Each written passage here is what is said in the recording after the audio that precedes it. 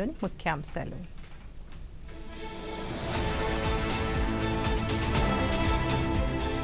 Durand cup 2026 ట్రోఫీలను ఆవిష్కరించిన రాష్ట్రపతి Draupadi Murmu.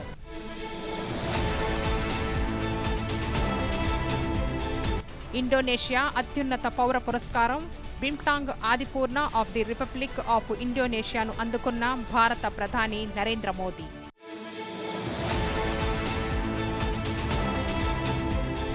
జకార్తాలో Indonesia parliament ఉభయ సభలను ఉద్దేశించి ప్రసంగించిన ప్రధాని మోదీ.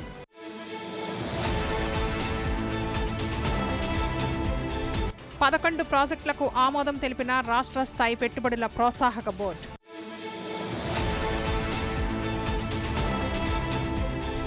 భోగాపురం అంతర్జాతీయ విమానాశ్రయ నిర్మాణ పనులను పరిశీలించిన కేంద్ర పౌర విమానయాన శాఖ మంత్రి రామ్మోహన్ నాయుడు.